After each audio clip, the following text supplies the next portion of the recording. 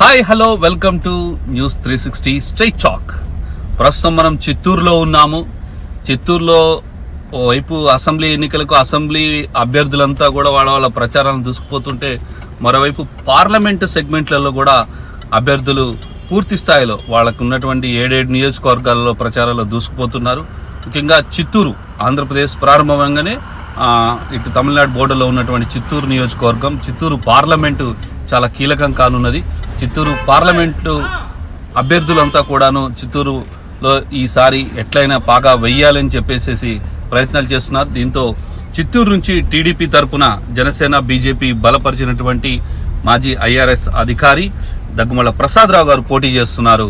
So ఆయన ప్రచారం ఎలా కొనసాగుతుంది ఏంటి, సో ఎందుకు చిత్తూరునే చంద్రబాబు నాయుడు ఆయనకి ఇచ్చారు, ఆయన మాటల్లోనే ఉందాం. నమస్తే అండి ప్రసాద్. నమస్తే అండి. సో ఇది అంటే మీరు ఒక ఆఫీసరు, ఇంతకాలం సర్వీస్ చేశారు, మీరు ఎన్నో లెక్కలు చూశారు ఇన్కమ్ ట్యాక్స్లో, సో కమర్షియల్ ట్యాక్స్లో ఈ లెక్కలన్నీ చూశారు. మరి ఇప్పుడు ఈ చిత్తూరు లెక్కని ఏ రకంగా చూడాలనుకుంటున్నారు? చిత్తూరు వచ్చిన తర్వాత అన్ని నియోజకవర్గాల్లో ఒకసారి రౌండ్ చేసేసానండి. ప్రతి అసెంబ్లీ సెగ్మెంట్లో ఉన్న ప్రాబ్లమ్స్ అన్నింటినీ కూడా మేము గుర్తించాము. ఆ ప్రాబ్లమ్స్కి సొల్యూషన్స్ ఎట్లా, పరిష్కారం చూపడానికి మార్గాలు ఏంటనేది మేము కనుక్కొని ప్రతి మీటింగ్లో కూడా మీ ప్రాబ్లమ్స్ని మేము ఖచ్చితంగా అడ్రస్ చేస్తాం. పర్టికులర్లీ నిరుద్యోగ ప్రాబ్లం. నిరుద్యోగత వలన యూత్, గ్రాడ్యుయేట్స్, ఇంజనీరింగ్ కంప్లీట్ చేసిన వాళ్ళు, సైన్స్ గ్రాడ్యుయేట్స్ చాలామంది ఉన్నారు. సాధ్యమైనంత వరకు బెంగళూరు, చెన్నై వెళ్ళగలిగినంత వరకు వెళ్ళారు. ఇక్కడ మాత్రం యూత్ అలాగే ఉండిపోయారు. కారణం ఏంటంటే, ఇక్కడ ప్రస్తుత ప్రభుత్వం ఆ డిఎస్సి లాంటిది ఏదో ఇవ్వలేదు, బీఈడీసీ అంత అట్లా వేస్ట్గా ఉన్నారు. ఇంకా అదర్ పారిశ్రామిక మీద ఏమీ దృష్టి సారించలేదు. మనకు తెలుసు, ఉద్యోగాలు కల్పన చేయాలంటే పారిశ్రమలు పెట్టాల్సిందే. ఆ పరిశ్రమల్లో కూడా ఎంఎస్ఎంఈలు పెడితే మనకి ఇట్లాంటి డిస్ట్రిక్ట్లో పనికి వస్తుంది. దానికి ఇక్కడ not only graduates, ITIs, polytechnics కూడా ఉన్నారు. ఇక్కడ పాలిటెక్నిక్ కంప్లీట్ చేసి they are just sitting idle. సో వాళ్ళకి ఉద్యోగ కల్పన ఎలా అనే దాన్ని మేము ఆలోచిస్తున్నాము. మీకు తెలుసు, ఉద్యోగం లేకపోతే ఆ యువత ఎట్లాంటి తప్పుదోవ పడతారు, ఆ యువతకి గైడెన్స్ లేకుండా పోతుంది. అట్లాగే ఇక్కడ గంజాయి అవైలబుల్ ఉంది, తర్వాత డ్రగ్స్ కూడా అవైలబుల్ ఉంది. ప్రభుత్వానికి వాటి మీద కంట్రోల్ లేదు. ఈ యువత అంతా అటు మళ్ళీ పోతుంది. కాబట్టి మనకి భారతదేశానికి భవిష్యత్తు, భారతదేశానికి వెన్నెముక లాంటి యువతను మనం పాటు చేసుకుంటే చాలా కష్టం అవుతుంది. అందుకని వాళ్ళకు ఫస్ట్ మేము ఫోకస్ చేస్తాం. వాళ్ళకి ఉద్యోగం కల్పడం ఎట్లా, వాళ్ళ ఎనర్జీని ఎట్లా వాడుకోవాలి అదే. సో ఒక అధికారిగా మీరు అనేకం చూస్తుంటారు. ప్రజలు, ప్రజాప్రతినిధులు, ప్రజలకి ప్రజాప్రతినిధుల మధ్య ఉన్నటువంటి గ్యాప్ కానీ, ఆ రిలేషన్ కానీ ఇవన్నీ చూసే ఉంటారు. అంటే మీరు చూసిన సర్వీస్లో ఒక ప్రజాప్రతినిధిగా ఒక అధికారి కంటే ఎక్కువ సేవ చేయొచ్చు అని చెప్పి మీరు రాజకీయాల్లోకి వచ్చారా, లేదంటే మీకు ఉన్నటువంటి ఆస్తులు ఇంకా పెంచుకోవడానికి రాజకీయాల్లోకి వచ్చారా? ఏంటి అసలు మీ మోటో ఏంటి? ఆస్తులు పెంచుకునే ఉద్దేశం అయితే లేదండి. ఎందుకంటే నేను మీకు చిన్న బ్రీఫ్గా చెప్తాను. నేను 30 ఏళ్ళు ఇన్కమ్ ట్యాక్స్లో సర్వీస్ చేసిన తర్వాత 2019లో వాలంటరీ రిటైర్మెంట్ తీసుకొని అప్పటికే బిజినెస్ చేస్తున్న Radhe constructions India private limited, దానికి మా అబ్బాయి సన్ ఈజ్ మేనేజింగ్ డైరెక్టర్. నా daughter D Rajeevi, she also MSc psychology. వాళ్ళిద్దరు డైరెక్టర్స్గా ఉండి ఆ కంపెనీ నడుస్తూ ఉంది. నేను 2019లో ఇంకా సర్వీస్ 3 సంవత్సరాలు ఉండగా రాధే డాడీ మాకు ఇక్కడ స్కోప్ పెరుగుతుంది, నేను ఫైనాన్స్ అకౌంట్స్ మీద వేరే వాళ్ళ మీద ఆధారపడాల్సి వస్తుంది, దానికంటే మీరు వచ్చి మాకు అసిస్ట్ చేస్తే ఇంకా బాగుంటుందంటే ఆయన మనం ఎక్కడ చేసినదే ఇంకా ఆఖరి మనం దీనికి వచ్చేసాం. Maybe another 10-15 years of active life ఉన్నాం. సరే, అక్కడ కష్టపడేది ఇక్కడ కష్టపడదాం అని చెప్పి రిజైన్ చేసి ఈ కంపెనీలో జాయిన్ అయ్యాను. అక్కడ నుంచి కంపెనీ చాలా వర్టికల్గా గ్రోత్ అయిపోయింది. ఇప్పుడు మా ఇన్కమ్స్ బహుశా నేను ఫిగర్లు చెప్పకూడదు కానీ చాలామందికి ఊహించినంత ఇన్కమ్స్ ఉన్నాయి. రాధే ఒక్కడే, తర్వాత మా ఫ్యామిలీ ఇండివిజువల్స్ కలిపి కొన్ని కోట్లు ట్యాక్స్ కడతాం. మా కంపెనీ జిఎస్టీ కానీ ఇన్కమ్ ట్యాక్స్ కానీ కలిపి కొన్ని కోట్లు 10,000లోనే ఉంటాయి. సో కరెక్ట్ ఫిగర్స్ ఇవ్వట్లేదు Yes, okay. For the want of secrecy. Yes. So అట్లాంటి నాకు అది వదులుకొని ఇక్కడ రావాల్సిన అవసరం ఉంది. ఎందుకంటే ఈ సంవత్సరం నేనుంటే ఇక్కడ 5 సంవత్సరాల్లో నేను ఏం చేస్తాను అనేది ప్రజల సేవ కోసం వచ్చాను, కానీ డబ్బులు కాదు. డబ్బులు అయితే నేను అక్కడ ఇప్పుడు మాకున్న క్యాపిటల్ని ప్రతి 3 yearsకి డబ్బులు చేసే కెపాసిటీ ఉంది. Yes. కానీ మా అబ్బాయికి. Yes. సో కాబట్టి అది వదిలిపెట్టి ఇక్కడ రావాల్సిన అవసరం ఉంది. కాకపోతే మేము ఈ ప్రజలకి ఈ come from marginal sections. Yes. తెలుసు రిజర్వ్ కాన్స్టిట్యూన్సీ Yes. మేము షెడ్యూల్ క్యాస్ట్ Yes. వచ్చాం. కాబట్టి మేము డాక్టర్ బిఆర్ అంబేద్కర్ ఎప్పుడు చెప్పే పే బ్యాక్ టు సొసైటీని కార్డినల్ ప్రిన్సిపల్ని పెట్టుకొని Okay. సర్వీస్లో చేస్తూ ఉన్నాం. తర్వాత బిజినెస్లో ఉన్నా కూడా చేస్తూ ఉన్నాం. Mm. బిజినెస్లో కూడా సిఎస్ఆర్ కింద, తర్వాత మా సొంత ఫండ్స్తో చాలా మందికి సర్వీస్ చేస్తున్నాం. ఈ సెక్షన్స్ని ఎట్లా మనందరికీ తెలుసు, 76 సంవత్సరాలు ఇప్పుడు ఇండిపెండెన్స్ వచ్చింది, కానీ వీళ్ళు ఎవ్వరు కూడా సరిగ్గా ఇంప్రూవ్ అవ్వలేదు. Yes. అయ్యారు కొంతమంది రిజర్వేషన్ వాడుకొని. తర్వాత దీనిలో మార్జినల్ సెక్షన్స్ ఒక ఎస్సీసే కాదు, ఎస్టీస్ ఉన్నారు, తర్వాత మా ముస్లిమ్స్ ఉన్నారు. మీకు తెలుసు ముస్లిమ్స్ అట్టర్ పావర్టీలో ఉన్నారు. Yes. వాళ్ళ చిన్న జాబులు, maybe so many reasons for them, over population ఉన్నారు. బట్ క్రిస్టియన్స్ కూడా ఉన్నారు. Yes. సో వాళ్ళ లైఫ్స్ కూడా మీరు అక్రాస్ ద ఏపీ చూస్తే అతి కొద్ది మంది కంఫర్టబుల్గా బతుకుతున్నారు. సో వీళ్ళందరినీ ఏదన్నా చేద్దాం, నన్ను బిఆర్ అంబేద్కర్ గారి కళని నేను కూడా ఏదన్నా ఒక సొంత ఉడతా వ్యక్తిగా కొంత చేసి సొసైటీకి పోదామన్న ఉద్దేశంతోనే వచ్చాను తప్పితే Right. దీనిలో వేరే ఉద్దేశం లేదండి. రైట్. ప్రసాద్ గారు, మీరు అధికారిగా చాలా మంది ప్రజాప్రతినిధులు చూస్తుంటారు. సో ఒక ప్రజాప్రతినిధి అంటే ఇలా ఉండాలి, ఇలా ఉండకూడదు అనేది ఎప్పుడైనా మైండ్లో వచ్చిందా మీకు?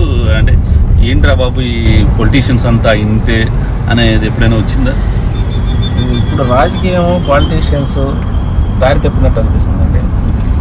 ఇప్పుడు మనం ఎగ్జాంపుల్ తీసుకోండి, ఈ ఎన్నికల ప్రచారం.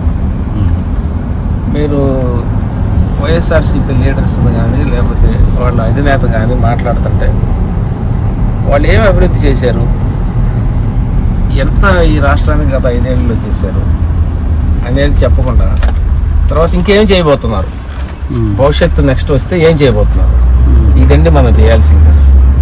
దానికి గాను ఒకళ్ళనొకళ్ళని తిట్టుకోవడం, దేశం దగ్గర నుంచి చంద్రబాబు గారిని వాళ్ళ లోకేష్ గారిని తిట్టడం, లేకపోతే ఇంకొకళ్ళని తిట్టడం తప్పితే ఈ అభివృద్ధి ఏం చేశారనే మాట చెప్పరండి. దీనివల్ల ప్రజల ఫీలింగ్స్ని అరౌజ్ చేసి, అంటే రైజ్ చేసి, రెచ్చగొట్టి ఓటులు పొంది మళ్ళీ ఇప్పుడు ఈ 5 సంవత్సరాల్లో చేసిన అభివృద్ధి ఏం లేదు.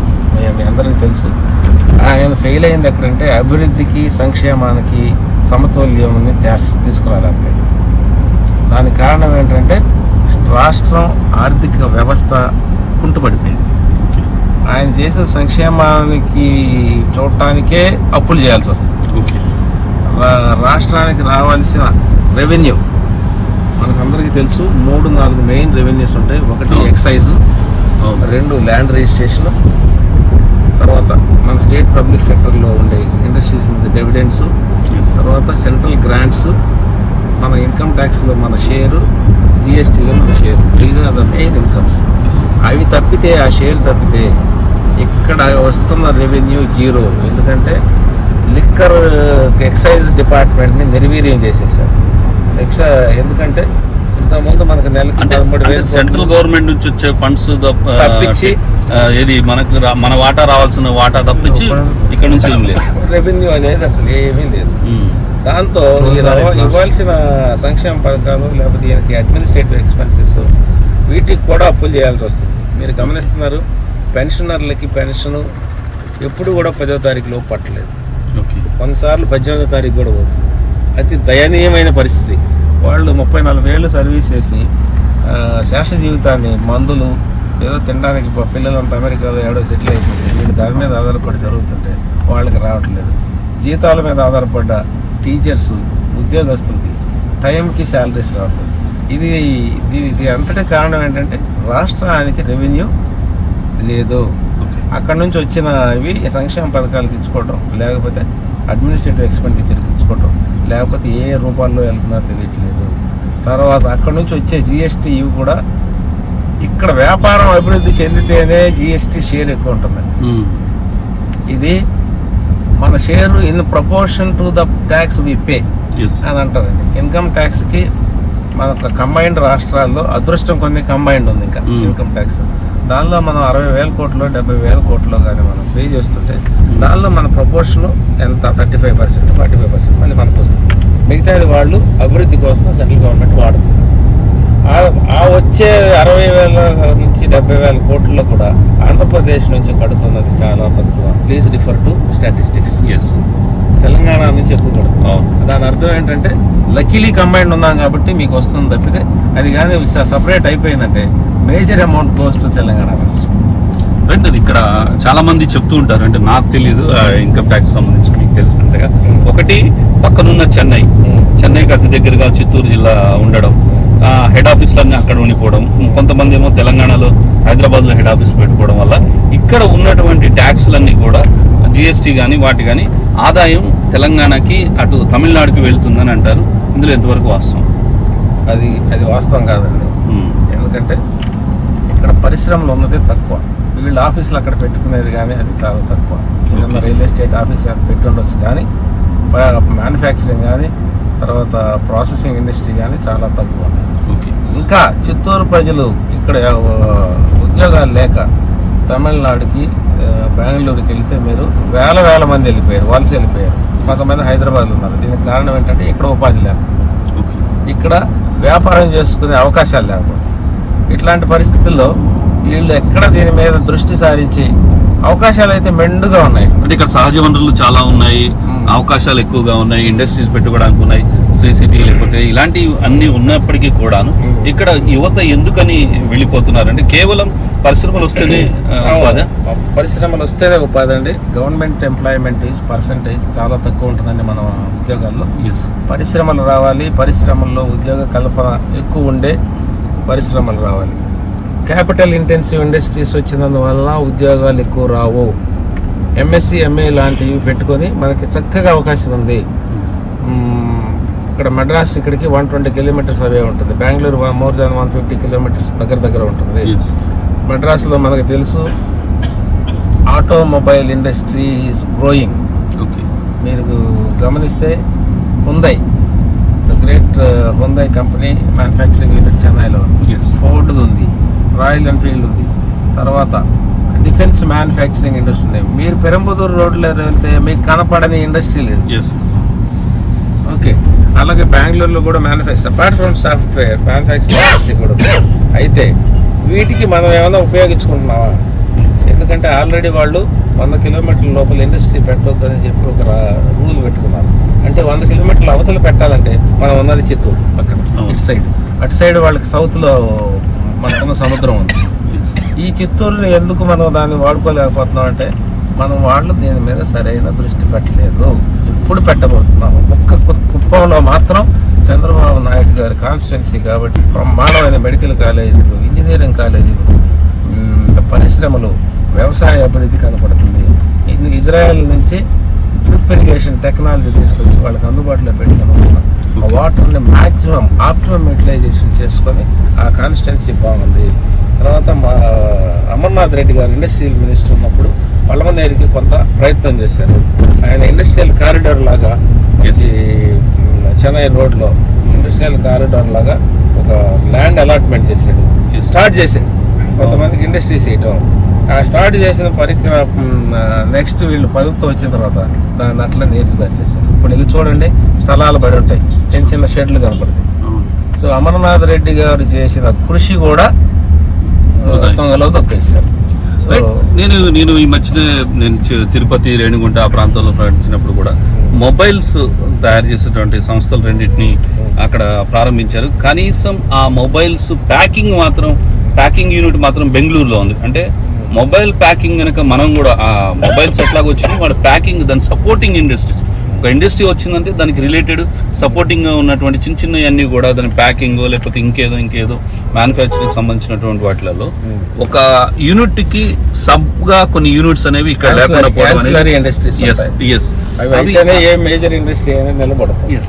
అవి లేకపోవడం వల్ల కూడా కొంత అవి పెట్టుకోవడానికి ఉన్న అవకాశాలని మన ప్రజలకి మనం చెప్పడం లేదండి. అవి పెట్టుకోవడానికి రావాల్సిన ఎంకరేజ్మెంట్ సెంట్రల్ గవర్నమెంట్ కానీ స్టేట్ గవర్నమెంట్ కానీ ఇస్తున్న సబ్సిడీస్ మనం ఎక్స్ప్లెయిన్ చేయట్లేదండి. మన యూత్కి ఏమీ మనం సపోర్ట్ చేయట్లేదు. అట్లాగే ఇప్పుడు ఈ ప్యాకింగ్ ఇండస్ట్రీ పెట్టడం కొంచెం ఎక్స్పెన్సివ్ అవుతుంది, కానీ మనకి గవర్నమెంట్ సపోర్ట్ చేస్తుంది. ఆత్మనిర్భర్ స్కీమ్ కింద సెంట్రల్ గవర్నమెంట్ ఇస్తున్న సబ్సిడీస్ అంతా అన్ని సెక్టార్లో ఇస్తుంది. Manufacturing sector, pharma sector, agriculture sector, మీరు ఏదన్నా చెప్పండి, రెన్యూవబుల్ ఎనర్జీ, ఏది చెప్తే వాళ్ళు చక్కగా పెడుతున్నారు. అది మనం సౌత్లో ఎవరికి ఎక్స్ప్లెయిన్ చేయట్లేదు, వీళ్ళకి వచ్చే బెనిఫిట్స్ మనం చెప్పడం లేదు. దానివల్ల ఏంటంటే పెట్టలేకపోతున్నాం. దానికి స్టేట్ గవర్నమెంట్ ఎంకరేజ్మెంట్ అనేది చాలా తక్కువ. ఎవరైనా పెడుతుంటే నాకేం ఇస్తామనే పరిస్థితి ఉంది. సో అట్లాగే కియా మోటార్స్ బ్రహ్మాండంగా తీసుకొచ్చారు చంద్రబాబు నాయుడు, ఇప్పుడు వెళ్ళి చూడండి. తర్వాత ఇక్కడ ఏదైనా మేజర్ ఒక ఇండస్ట్రీ రావాలంటే మనకు ఇంకా ముందుకు లోతుగా చూస్తే మనం నమ్మకాన్ని కానీ ట్రస్ట్ ని క్రియేట్ చేయాలి. కానీ ఇక్కడ మీరు పరిశ్రమల దాకా వెళ్ళారు, చాలా మంది చెప్తున్నారు, మీ పార్టీ అభ్యర్థులు కూడా చాలా మంది నేను ఇంటర్వ్యూ చేసిన వాళ్ళు చెప్తుంది ఒకటి, ఇక్కడ ల్యాండ్ గ్రాబింగ్ బాగా జరుగుతుంది, కొత్త పరిశ్రమల సంగతి తర్వాత ఉన్నోళ్ళ భూములే లాక్కుంటున్నారు అంటారు. ఇందులో వాస్తవం ఎంత ఉందంటారు? అది మీరు ఇందాక మాట్లాడారు, ప్రకృతి నుంచి సహజ వనరులు ఉన్నాయని. సహజ వనరుల్ని ఈ ప్రభుత్వంలో ఉన్న ప్రాముఖ్యమైన వ్యక్తులు పంచుకున్నారండి. అయ్యా ఈ ఏరియా మైన్స్ నువ్వు తీసుకో, అయ్యగారు రెడ్డి గారు మీరు తీసుకోండి.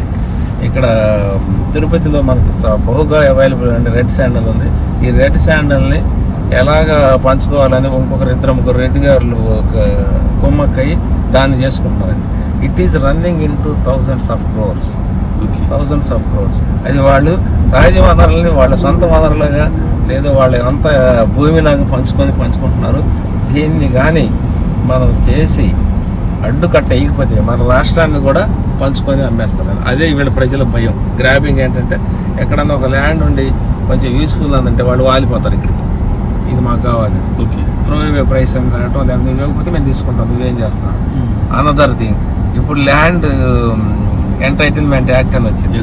సో దీన్ని ఫార్మలైజ్ ఎలా చేయాలని దాన్ని తీసుకొచ్చి ఎవరు ఇష్టం వచ్చినట్టు ఈయనెవరండి నా ముత్తాత మా ముత్తాత వారసత్వం వచ్చిన ల్యాండ్ని హక్కుని నిర్ణయించడానికి ఈయనెవరండి? Hand full of people develop అయ్యి వాళ్ళ క్యాపిటల్ అంటే వాళ్ళ దగ్గర కాన్సన్ట్రేట్ అయ్యి గడిపించేసి క్యాపిటల్తో మనుషుల్ని చేద్దామని చెప్పి ఒక ప్లాన్ జరుగుతుంది.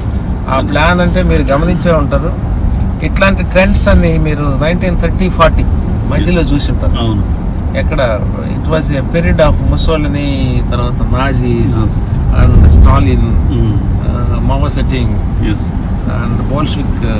ఈ టైంలో ఏంటంటే నియంత్రిత ధోరణులు, మనుషుల్లోనే నియంత్రిత ధోరణి ఉంటే పరిపాలన కూడా నియంత్రిత ధోరణి ఉంటుంది. మీరు పాలసీస్ కానీ మీరు ఒకసారి చూస్తే ముసోలిని ఆయన పెట్టే అన్ని లెజా ఫైర్ అని ఇంకొకటని మొత్తం నియంతృత్వం అంటే అట్లాంటి ధోరణి నాకు కనపడుతుంది తప్పితే దీనిలో ఇది ఎట్లయినా తప్పించకపోతే ఈ రాష్ట్ర ప్రజలకి ఇంకొక మార్గం లేదు.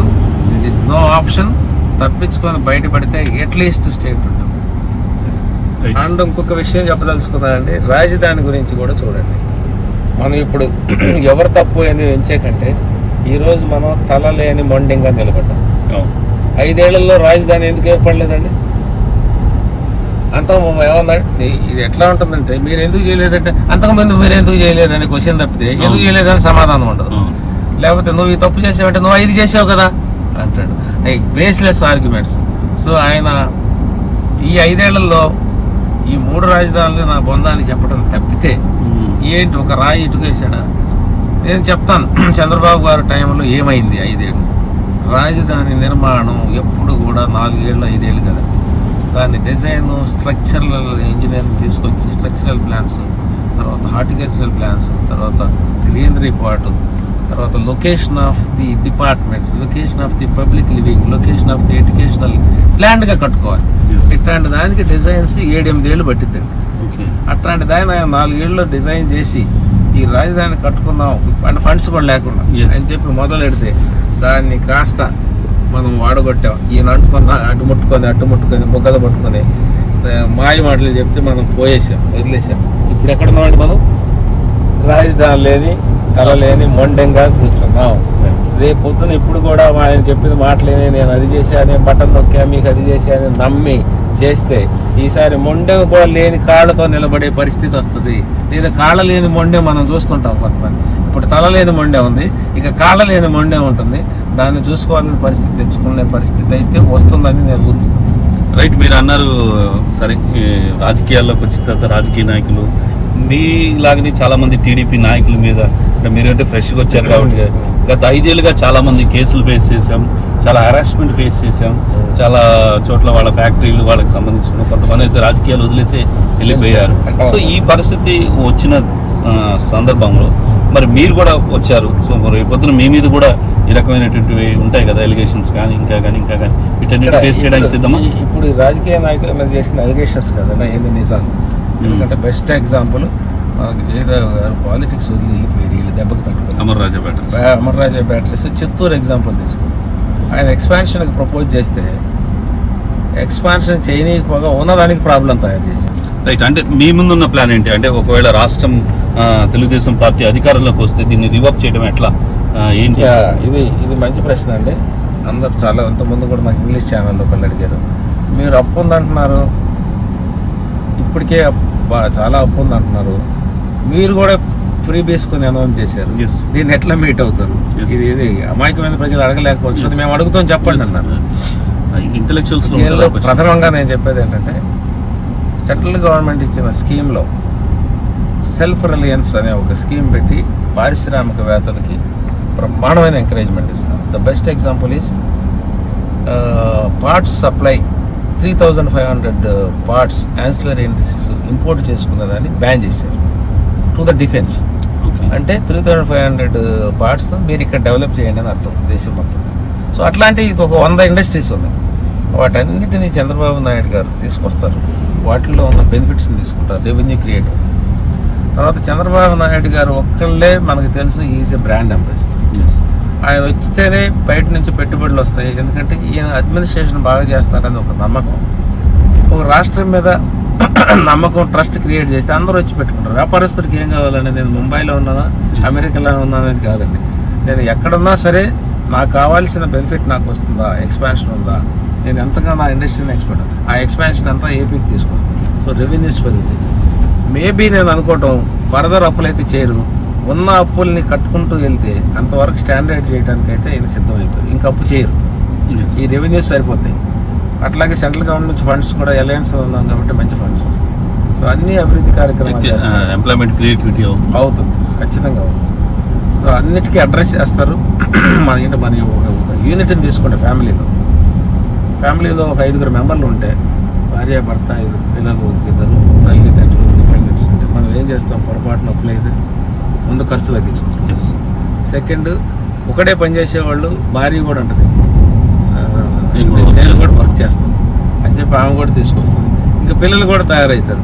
తల్లి కూడా అంటది, నాన్న నేను కూడా వర్క్ చేస్తాను, నేను ఏదో కాంట్రిబ్యూట్ చెబితే మీరు ఇబ్బంది పడతారు. This is what Chandrababu Naidu గారు is going to do at state level. అందరు పని చేస్తారు, అందరూ రెవెన్యూ తీసుకునే ప్రయత్నం చేస్తారు.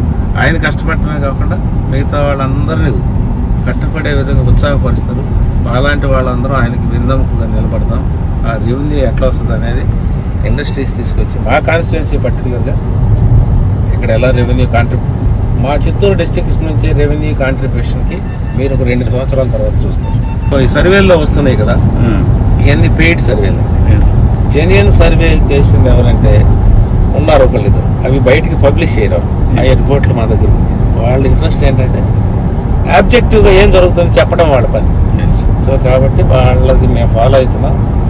నో అరమరకలు లేకుండా చిత్తూరు అంతా బ్రహ్మాండంగా పనిచేస్తున్నారు. ఎవరు చిన్న డిఫరెన్స్ ఉందా తీసేసుకొని ఎవరు దీనికోసం వాళ్ళు పనిచేస్తున్నారు. మీరు ఇప్పుడు వెళ్తున్నాము మనం ఎస్ఆర్పురం విలేజెస్లోకి, కొంతమంది జాయినింగ్స్ ఉండి కాంగ్రెస్ వైఎస్ఆర్ నుంచి తెలుగుదేశంలోకి అమర్నాథ్ రెడ్డి గారు కూడా వస్తారు. మీరు చూస్తారు ఎంత యూనిటీగా ఉన్నారు. మొత్తం ఇద్దరు అంటే ఇప్పటి నుంచి ఇంతకు ముందు ఉన్నాయన్నీ పోయి యూనిటీ వచ్చి మీకోసం పనిచేస్తామని యూనిటీ మీరు చూస్తారు. Okay, right. మనం ఇప్పుడే చూసాం జాయినింగ్స్ అని ఇక్కడ అభ్యర్థి అమర్నాథ్ రెడ్డి గారి సమక్షంలో, అదేవిధంగా ప్రసాద్ గారి సమక్షంలో. సో ఎట్లాంటి ఇష్యూస్ ని చిత్తూరు పార్లమెంట్ నియోజకవర్గంలో ఆయన ఐడెంటిఫై చేశారని ఆయన మాటలు చెప్పండి. అసలు ఏ రకమైనటువంటి సమస్యల్ని మీరు చిత్తూరు పార్లమెంట్ లో చూస్తున్నారు? నేను ఇందాకే చెప్పినట్టు నిరుద్యోగం మెయిన్. నిరుద్యోగం పోవడానికి మేము ఇండస్ట్రీల మీద ఎక్కువ, పారిశ్రామిక డెవలప్మెంట్ ఎక్కువ కాస్తున్నాము. సో దానికి గాను అమర్నాథ్ రెడ్డి గారు మినిస్టర్ నెక్స్ట్ దానిలో ఇండస్ట్రియల్ మినిస్టర్ చేసి ల్యాండ్ కూడా ఇచ్చారు. కొన్ని ఇండస్ట్రీలు స్టార్ట్ అయినాయి, కానీ అవి అట్లా పడినాయి. ఇప్పుడు మళ్ళీ ప్రభుత్వం వస్తే అవన్నీ రివైవ్ అవుతాయి. అక్కడ కారిడార్ అంతా ఇండస్ట్రియల్ జోన్ గా తయారవబోతుంది, కాబట్టి అందరికీ ఉద్యోగ అవకాశాలు వస్తాయి. సో మళ్ళీ అమర్నాథ్ రెడ్డి గారు అదే టెంపోతో అక్కడ ఉన్నాయన్నీ తీసుకొద్దామనే ఉద్దేశంతో ఉన్నారు. సో రెండోది, ఇక్కడ మీరు చూస్తున్నారు చిత్తూరు పార్లమెంట్ చాలా కీలకమైన నియోజకవర్గం. మీరు అన్నారు అమర్నాథ్ రెడ్డి గారు చాలా ఇండస్ట్రీస్ పెట్టారు, దానికోసం ఆ రోజు ప్రయత్నం చేశారు, ఇంకా రాలేదు. ఇవన్నీ అంటే ఇండస్ట్రీస్ వస్తేనే డెవలప్మెంట్, లేకపోతే ఇక్కడ ప్రజలంతా కూడా ఏం కోరుకుంటున్నారు అసలు? చిత్తూరు ప్రజలు అభివృద్ధి కోరుకుంటున్నారండి. ఈ ప్రజలకి ఉద్యోగాలు కావాలండి, రకరకాల ఉద్యోగాలు కావాలి. పారిశ్రామిక వాడలు వస్తే ఖచ్చితంగా ఉద్యోగాలు వస్తాయి. Towards that already lands allotment అయ్యింది కారిడార్. ఈ వైఎస్ఆర్ ప్రభుత్వం వచ్చిన తర్వాత ఆగిపోయినాయి. దాన్ని మొత్తాన్ని రివైవ్ చేస్తారు. ఈ ఏరియా మొత్తానికి ఎంప్లాయ్మెంట్ వస్తుంది. చిన్న చితక లేబర్కి వస్తుంది, ఐటీఐ వాళ్ళకి వస్తుంది, పాలిటెక్నిక్ వాళ్ళకి వస్తుంది, డిగ్రీలు చేసిన వాళ్ళకి కూడా వస్తుంది. సో మీరు మీ పర్యటనలో ఐడెంటిఫై చేసిన కొన్ని ఇష్యూస్ ఏమైనా ఉన్నాయా? ఉన్నాయి. నగరీ ఏరియాలో చేనేత కార్మికులకి కొంచెం ఇష్యూస్ ఉన్నాయి, దాన్ని మేము అడ్రస్ చేయడానికి చూస్తున్నాం. అలాగే గ్రానైట్ పరిశ్రమకి వాళ్ళకి నేషనల్ ఎక్స్పోర్ట్ ఇన్సెంటివ్స్ రావాల్సింది, వాటికి కూడా ఎక్స్పోజ్ చేద్దాం అనుకుంటున్నాం. ఇంకా వ్యవసాయ సంబంధమైనవి ఉన్నాయి. సిల్క్ వామ్ పండిస్తారు పాలమనేరులో, ఆ సిల్క్ వామ్ కి సిల్క్ ఫార్మ్స్ పెట్టేటట్టు ఇక్కడనే ఇండస్ట్రీలు చేసేటట్టు చేస్తాం. ఇక ఏంది మెయిన్ కనపడుతుంది. తర్వాత దళితులు, తర్వాత ముస్లిమ్స్, క్రిస్టియన్స్ చాలా బ్యాక్వర్డ్ ఉన్నారు.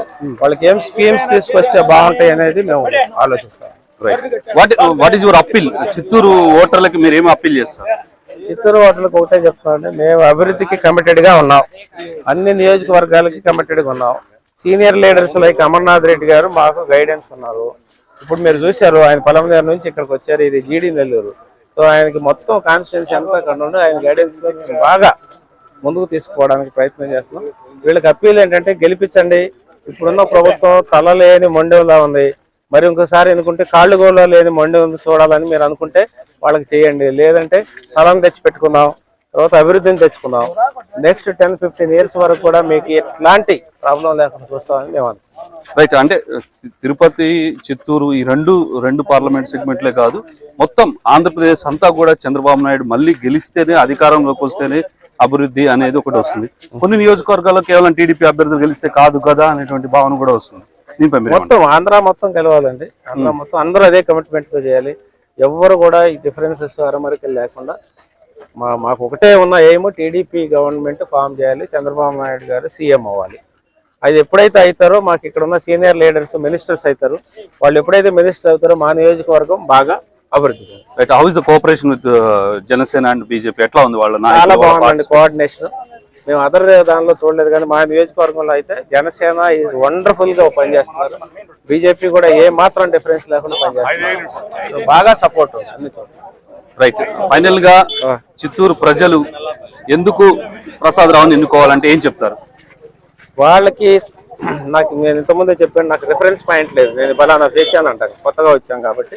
సో నేను ఏమేమి చేయగలనని నమ్మకం కలిగించడానికి ప్రయత్నిస్తాను. నమ్మకం కుదిరితే నేను ఇవన్నీ చెప్పినవన్నీ అభివృద్ధి పదంలో నడిపించడానికి సిద్ధంగా ఉన్నాం.